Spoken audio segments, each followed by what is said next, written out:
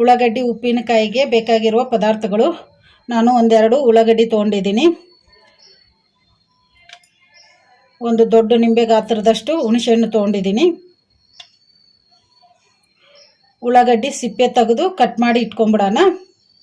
ಹುಣಸೆಹಣ್ಣನ್ನು ಕ್ಲೀನಾಗಿ ತೊಳೆದು ನೆನೆಸಿಟ್ಕೊಂಬಿಡೋಣ. ಹುಣಸೆಹಣ್ಣನ್ನು ಕ್ಲೀನಾಗಿ ತೊಳೆದು ನೆನೆಸಿಟ್ಕೊಂಡಿದ್ದೀನಿ.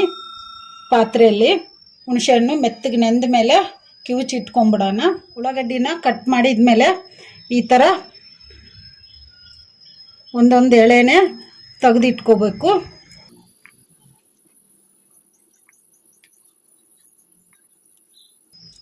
ಈ ಥರ ತೆಗೆದಿಟ್ಕೋಬೇಕು ಎಲ್ಲವನ್ನ. ಉಳ್ಳಾಗಡ್ಡಿ ಈ ಸೈಜಲ್ಲಿ ಕಟ್ ಮಾಡ್ಕೋಬೇಕು. ಈಗ ಎಲ್ಲ ಉಳ್ಳಾಗಡ್ಡಿನ ಕಟ್ ಮಾಡಿಕೊಂಡು ಈ ಥರ ಬಿಡಿಸಿ ಇಟ್ಕೊಂಬಿಡೋಣ. ಉಳ್ಳಾಗಡ್ಡಿನೆಲ್ಲ ಈ ಥರ ಕಟ್ ಮಾಡಿ ಇಟ್ಕೊಂಡಿವಲ್ಲ, ಈಗ ಈ ಉಳ್ಳಾಗಡ್ಡಿನ ಹಾಗೆ ಬಿಟ್ಬಿಟ್ರೆ ನೀರು ಬಿಟ್ಕೊಂಡ್ಬಿಡ್ತೈತಿ. ಅದಕ್ಕೆ ಈ ಉಳ್ಳಾಗಡ್ಡಿನ ವಿನಿಗರ್ನಲ್ಲಿ ಹಾಕಿ ನೆನೆಸಿಟ್ಕೊಂಬಿಡೋಣ. ನಾನು ಒಂದು ಪಾತ್ರೆ ತೊಗೊಂಡು ಪಾತ್ರೆಯಲ್ಲಿ ವಿನಿಗರ್ ಹಾಕಿಟ್ಟಿದ್ದೀನಿ. ನಾವು ಕಟ್ ಮಾಡಿ ಇಟ್ಕೊಂಡಿದ್ವಲ್ಲ ಉಳ್ಳಾಗಡ್ಡಿ, ಈಗ ಇವನ್ನೆಲ್ಲ ಹಾಕಿ ನೆನೆಸಿಟ್ಕೊಂಬಿಡೋಣ.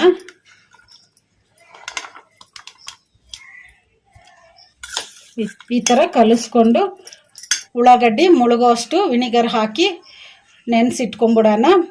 ಉಳ್ಳಾಗಡ್ಡಿ ಸ್ವಭಾವನೇ ನೀರು ಬಿಟ್ಕೊಳೋ ಸ್ವಭಾವ. ಅದಕ್ಕೆ ವಿನಿಗರ್ನಾಗ ಹಾಕಿ ನೆನೆಸಿಟ್ಕೊಂಬಿಟ್ರೆ ಉಳ್ಳಾಗಡ್ಡಿ ನೀರು ಬಿಟ್ಕೊಳಲ್ಲ, ಉಪ್ಪಿನಕಾಯಿ ಚೆನ್ನಾಗಿರ್ತೈತಿ.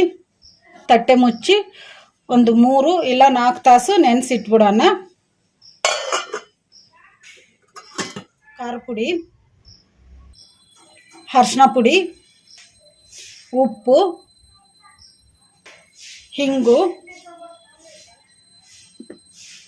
ಎಣ್ಣೆ, ಸಾಸಿವೆ ಜೀರಿಗೆ, ಕರಿಬೇವು, ಒಣಮೆಣಸಿನ್ಕಾಯಿ, ಒಂದು ಸ್ವಲ್ಪ ಹಸಿಮೆಣಸಿನ್ಕಾಯಿ. ನೀವು ಬೇಕಂದರೆ ಹಾಕ್ಕೋಬೋದು ಹಸಿಮೆಣಸಿನ್ಕಾಯಿ, ಇಲ್ಲ ಅಂದರೆ ಸ್ಕಿಪ್ ಮಾಡ್ಕೋಬೋದು. ಮೆಂತ್ಯಕಾಳು, ಸಾಸಿವೆ ಪುಡಿ, ಹಾಗೆ ಹಸಿ ಸಾಸಿವೆಯನ್ನೇ ಮಿಕ್ಸಿ ಮಾಡಿ ಇಟ್ಕೊಂಡಿದ್ದೀನಿ. ಮೆಂತ್ಯ ಪುಡಿ, ನಾನು ಮೆಂತ್ಯನ 1 ಸ್ಪೂನಷ್ಟು ತೊಗೊಂಡು ಹುರಿದು ಮಿಕ್ಸಿ ಮಾಡಿ ಇಟ್ಕೊಂಡಿದ್ದೀನಿ. ಬೆಳ್ಳುಳ್ಳಿ, ನಾನು 1-2 ಗಡ್ಡೆಯಷ್ಟು ಬೆಳ್ಳುಳ್ಳಿ ತೊಗೊಂಡು ಸಿಪ್ಪೆ ಸುಲಿದು ಈ ಥರ ಜಜ್ಜಿ ಇಟ್ಕೊಂಡಿದ್ದೀನಿ. ಹಸಿಮೆಣಸಿನ್ಕಾಯಿನ ಈ ಥರ ಕಟ್ ಮಾಡಿ ಇಟ್ಕೊಂಡಿದ್ದೀನಿ. ನೆನೆಸಿಟ್ಟಿರೋ ಹುಣಸೆಹಣ್ಣನ್ನು ಕಿವುಚಿ ಗೊಜ್ಜು ತೆಗೆದಿಟ್ಕೊಂಡಿದ್ದೀನಿ. ನಾನು ಸ್ಟವ್ ಆನ್ ಮಾಡ್ಕೊಂಡು ಸ್ಟವ್ ಮೇಲೆ ಒಂದು ಕಡಾಯಿ ಇಟ್ಕೊಂಡಿದ್ದೀನಿ. ಕಡಾಯಿಗೆ 1-3 ಸ್ಪೂನಷ್ಟು ಎಣ್ಣೆ ಹಾಕಿಟ್ಟಿದ್ದೀನಿ. ಈಗ ಎಣ್ಣೆ ಕೂಡ ಬಿಸಿಯಾಗಿದೆ.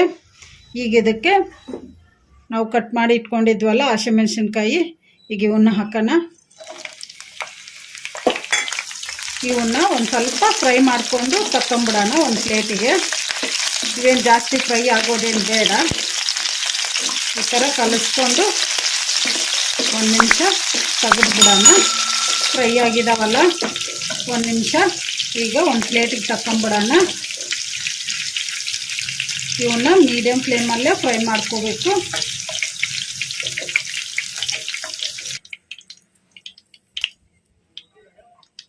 ಈಗ ಇದಕ್ಕೆ ಸಾಸಿವೆ ಜೀರಿಗೆ ಹಾಕೋಣ 1 ಸ್ಪೂನು.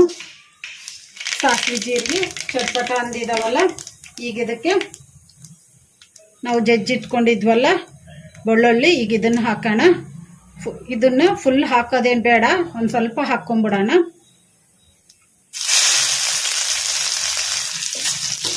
ಕಲಿಸ್ಕೊಂಬಿಡೋಣ. ಕರಿಬೇವು ಹಾಕೋಣ, ಒಣಮೆಣಸಿನ್ಕಾಯಿ ಹಾಕೋಣ, ಹಿಂಗೆ ಹಾಕೋಣ. ಕಲಿಸ್ಕೊಂಬಿಡೋಣ. ಮೆಂತ್ಯಕಾಳು ಹಾಕೋಣ. ನಾವು ಕಿವುಚಿಟ್ಕೊಂಡಿದ್ವಲ್ಲ ಹುಣಸೆ ಹುಳಿ, ಈಗ ಇದನ್ನು ಹಾಕೋಣ.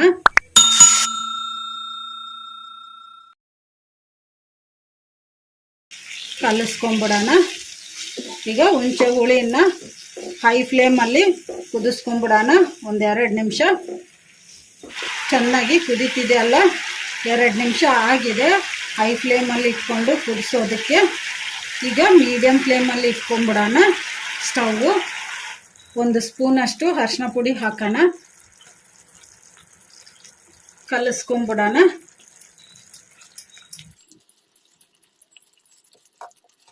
ಮೀಡಿಯಮ್ ಫ್ಲೇಮಲ್ಲಿ ಕುದಿಸ್ಕೊಂಬಿಡೋಣ.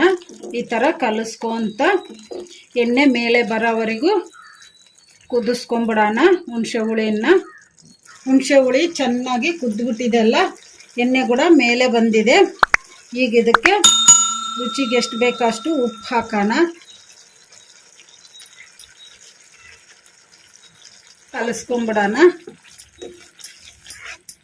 ಉಪ್ಪು ಏನನ್ನ ಕಡಿಮೆ ಬಿದ್ದರೆ ಆಮೇಲೆ ಟೇಸ್ಟ್ ನೋಡಿಕೊಂಡು ಉಪ್ಪು ಹಾಕ್ಕೋಬೋದು. ಹಾಕ್ಕೊಂಡ್ಮೇಲೆ 1 ನಿಮಿಷ ಕುದಿಸ್ಕೊಂಬಿಡೋಣ. ಉಪ್ಪು ಹಾಕಿದ ಮೇಲೆ ಕೂಡ ಚೆನ್ನಾಗಿ ಕುದ್ದುಬಿಟ್ಟಿದೆ. 1 ನಿಮಿಷ ಸ್ಟವ್ ಆಫ್ ಮಾಡಿಬಿಡೋಣ. ಹುಣಸೆ ಹುಳಿನ ಫುಲ್ ತಣ್ಣಗಾಗೋಕೆ ಬಿಡೋಣ. ಹುಣಸೆ ಹುಳಿ ಪೂರ್ತಿ ತಣ್ಣಗಾಗಿದೆ. 3 ತಾಸು ಆಗಿದೆ. ಉಳ್ಳಾಗಡ್ಡಿ ವಿನಿಗರಲ್ಲಿ ನೆನೆಸಿಟ್ಕೊಂಡು ಈಗ ಮುಚ್ಚಳ ತೆಗೆದು ನೋಡೋಣ. ಉಳ್ಳಾಗಡ್ಡಿ ಚೆನ್ನಾಗಿ ನೆಂದುಬಿಟ್ಟಿದ್ದಾವೆ ವಿನಿಗರಲ್ಲಿ. ಈಗ ಇವನ್ನ ನಾವು ತಣ್ಣಗೆ ಮಾಡಿ ಇಟ್ಕೊಂಡಿದ್ವಲ್ಲ ಹುಣಸೆ ಹುಳಿಗೆ ಹಾಕಿ ಕಲಿಸ್ಕೊಂಬಿಡೋಣ.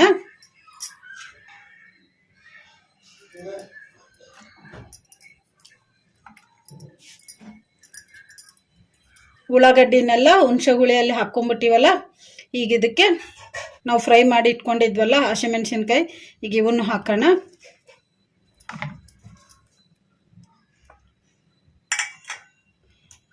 ಹಾಗೇನೆ ಬೆಳ್ಳುಳ್ಳಿ ಹಾಕೋಣ. ಈಗ ಮೆಂತ್ಯ ಪುಡಿ, ಈಗ ಇದನ್ನು ಹಾಕೋಣ.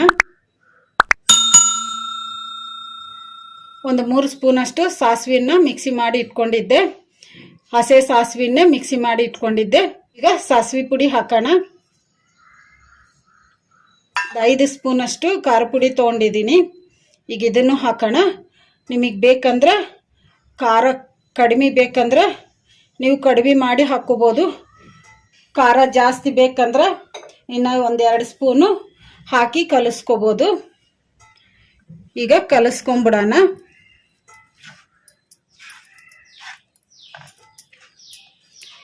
ನಾನು ಒಗ್ಗರಣೆಯಲ್ಲಿ 3 ಸ್ಪೂನಷ್ಟೇ ಎಣ್ಣೆ ಹಾಕಿದ್ದೆ. ಈಗ ಹಸೆ ಎಣ್ಣೆನ ಈಗ ಉಪ್ಪಿನಕಾಯಲ್ಲಿ ಹಾಕ್ಕೊಂಡು ಕಲಿಸ್ಕೊಂಬಿಡೋಣ. ಉಪ್ಪಿನಕಾಯಿಗೆ ಹಸೆ ಎಣ್ಣೆ ಹಾಕಿದ್ರೇ ಟೇಸ್ಟು, ಅದಕ್ಕೆ ಹಸೆ ಎಣ್ಣೆ ಹಾಕ್ಕೋಬೇಕು. ಚೆನ್ನಾಗಿ ಕಲಿಸ್ಕೊಂಬಿಟ್ಟಿನಲ್ಲ, ಈಗ ಇದಕ್ಕೆ ಎಣ್ಣೆ ಹಾಕ್ಕೊಂಬಿಡೋಣ. ಎಣ್ಣೆ ಹಾಕ್ಕೊಂಬಿಟ್ಟಿವಲ್ಲ, ಕಲಿಸ್ಕೊಂಬಿಡೋಣ. ಎಣ್ಣೆ ಎಷ್ಟು ಜಾಸ್ತಿ ಹಾಕಿದರೆ ಅಷ್ಟು ಚೆನ್ನಾಗಿರ್ತೈತಿ ಉಪ್ಪಿನಕಾಯಿ. ಚೆನ್ನಾಗಿ ಕಲಿಸ್ಕೊಂಬಿಟ್ಟಿವಲ್ಲ ಉಳ್ಳಾಗಡ್ಡಿ ಉಪ್ಪಿನಕಾಯಿನ ನೀವು ಯಾವಾಗಾದರೂ ಮಾಡ್ಕೋಬೋದು. ಉಳ್ಳಾಗಡ್ಡಿ ಯಾವಾಗಲೂ ರೆಡಿ ಇರ್ತಾವಲ್ಲ, ಅದಕ್ಕೆ ನೀವು ಯಾವಾಗಾದರೂ ಮಾಡ್ಕೋಬೋದು. ರೆಡಿಯಾಗಿದೆ ಉಳ್ಳಾಗಡ್ಡಿ ಉಪ್ಪಿನಕಾಯಿ. ಈಗ ಇದನ್ನು ಸರ್ವ್ ಮಾಡ್ಕೊಂಬಿಡೋಣ.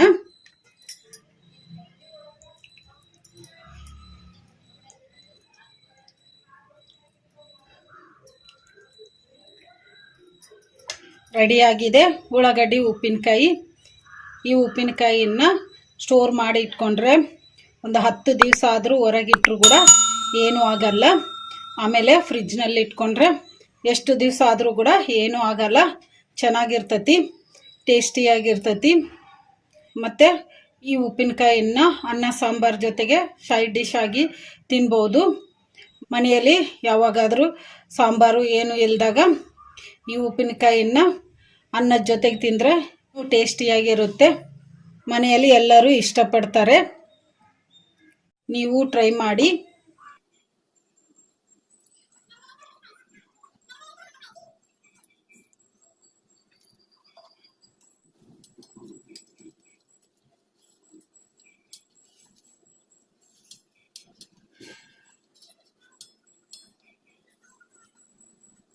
ಈ ವಿಡಿಯೋ ನಿಮಗೆ ಇಷ್ಟ ಆದರೆ ನನ್ನ ಚಾನಲನ್ನು ಸಬ್ಸ್ಕ್ರೈಬ್ ಮಾಡಿ, ಲೈಕ್ ಮಾಡಿ, ಶೇರ್ ಮಾಡಿ, ಕಮೆಂಟ್ ಮಾಡಿ.